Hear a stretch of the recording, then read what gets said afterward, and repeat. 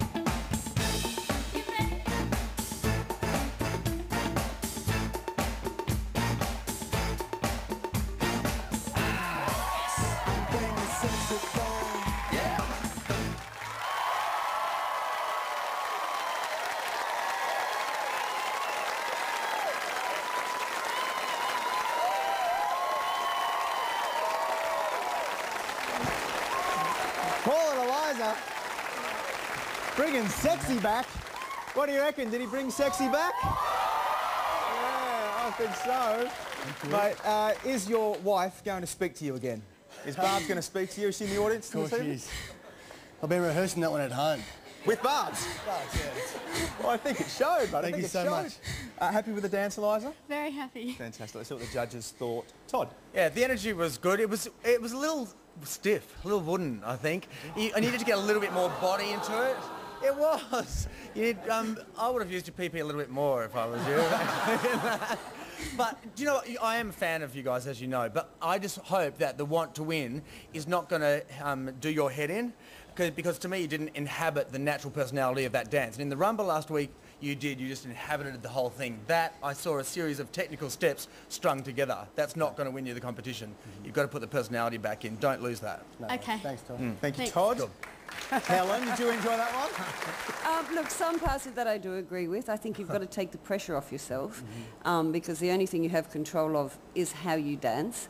I thought through the bottom half from the waist down the action was quite good, but it was stiff and immobile through the top. The arms don't look quite natural enough. You don't use your sides to put your arms in place.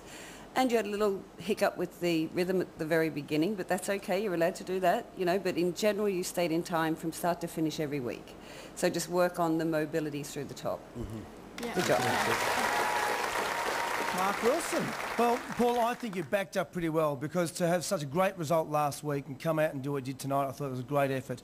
It is hard to come back and, you know, try to equal a 10. It's not going to happen every time. And I agree with Helen and Todd. The back is a little bit tight, so you've got to relax that to get through next week. You've got to be really right on everything, so make sure it happens next week. Cheers, thank you very much, judges. Mate, before you run off, 3 perfect 10s last week. The judges mentioned it. Are you feeling more pressure this week after a perfect score?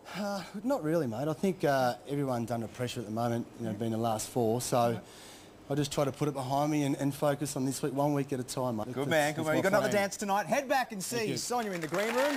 Well done, Paul and Eliza. And of course, if you want to keep Paul in the competition and support his charity, the Asthma Foundations of Australia, and call 1902 557711 or SMS Paul to 1977. But do not call now. The lines will reopen at the end of the show. Very nice. Thank you, Sonia. Mr. Perfect 10s last week. 3 perfect 10s. Woo! Were you like the school captain? No, I didn't get that. Do I look like a... We think you would be like the head prefect of Dancing with the Stars this series, and if that makes you the head, then what does that make Luke? Thank you. Poor old Luke. He's our special child. We should get your scores. See how you go this week. Thanks. Ladies and gentlemen, the judges' scores. Todd McKenny. 6. Helen Ritchie.